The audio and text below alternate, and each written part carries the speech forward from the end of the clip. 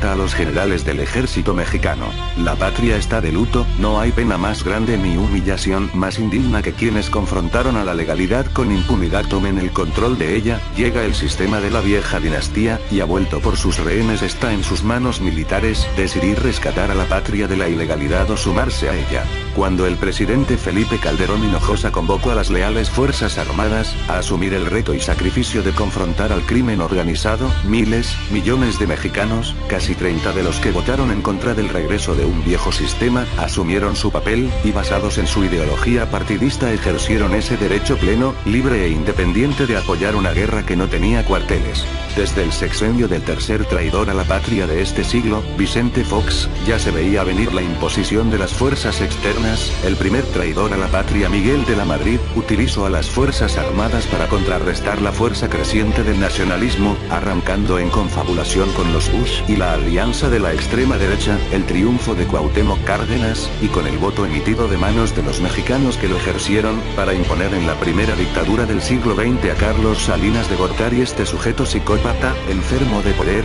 formado bajo la doctrina de la tesis neoliberal, emanado de la escuela de asesinos de Harvard, siguió la línea de entrega de los activos del país, y para ello se escudó en la figura de las leales Fuerzas Armadas, cuyo honor da origen al engrandecimiento de México, y con la tirana fuerza de su enfermiza mente, se impuso para poder efectuar la venta de activos de empresas paraestatales, fue metiendo a la cárcel líderes obreros, desapareciendo conquistas de la clase trabajadora, y destruyendo al lado que pasamos de ser granero y yunque, a consumidores de nuestros productos impuestos por los Estados Unidos, gracias al Tratado de Libre Comercio con América del Norte. Vino el expandimiento comercial, y a costa del sacrificio, pobreza y destrucción del tejido social mexicano, el salario se ha mantenido para equilibrar una inflación, que se mantiene flotante por la oferta y la demanda mundial, vivimos a expensas de que los ricos, nos den migajas, mientras los pobres no tenga para comer la clase media, la que siempre ha votado por mejorar y lograr ser mejores, circunstancialmente hoy,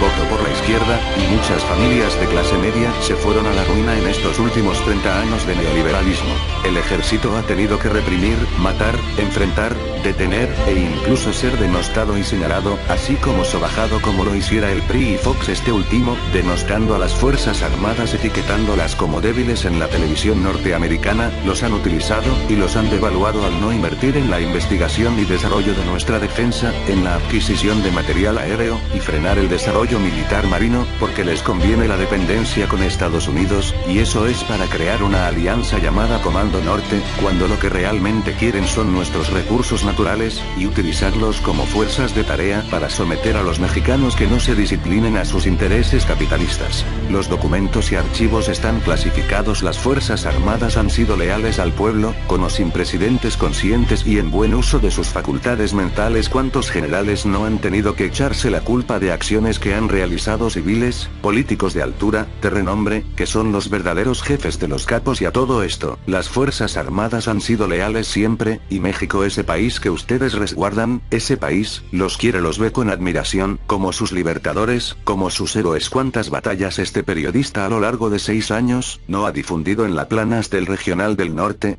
Planas que manchadas de tinta y lágrimas, que narraban el dolor de familias, que pedían auxilio al ejército mexicano porque eran rehenes de criminales que hoy ya convertidos en dictadores obtuvieron el poder, con el voto del hambre, del que no lee, del minusválido, del ignorante, del indigente, de ese que se puso un precio y del narco. Pregunto a la gran estatura moral de las Fuerzas Armadas, ¿es justo lo que les han hecho? ¿Es justo lo que estos nos han hecho a los mexicanos? Ustedes tienen ya la última palabra. Bush, Salinas, Fox, y ahora Enrique Peña Nieto, con todo un aparato del viejo régimen, y toda una cadena bien organizada, han hecho y deshecho en contra de los mexicanos simulando una democracia. La clase media quería un cambio, pero 400 familias quieren subordinar al ejército mexicano, para que sean sus cancerberos contra el pueblo, un pueblo que solo les sirve de esclavos a estos. Pido como mexicano, como periodista, con la pluma en la mano, con la hoja que representa el periódico que los ha apoyado el Regional del Norte, ante los movimientos nacionales que se avecinan en todo el territorio nacional. Único, no disparar ni una sola bala contra su pueblo.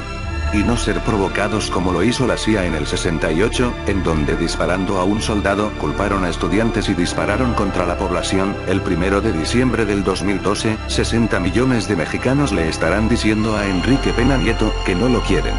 Dejen que sea el pueblo por la vía de la paz el que decida, el que se manifieste, pero vigilen a los agentes externos, a la CIA, a la DEA, a Televisa, a la SIR, pregúntenles qué intereses tienen con grupos de poder neoliberal, y se darán cuenta que lo que le platica este reportero es verdad, y que por la televisión y la radio, no se puede expresar el sentir de ese pueblo que los ama, que los ve combatiendo, y cuando los ve, piensa que cada soldado puede ser un hijo, o un padre, una madre, una hermana. Señores generales del ejército mexicano, México somos todos. Todos queremos vivir en la medianía, no como esclavos. Los próximos 6 años quedan en manos de ustedes. A nombre de una sociedad que se siente orgullosa de sus fuerzas armadas.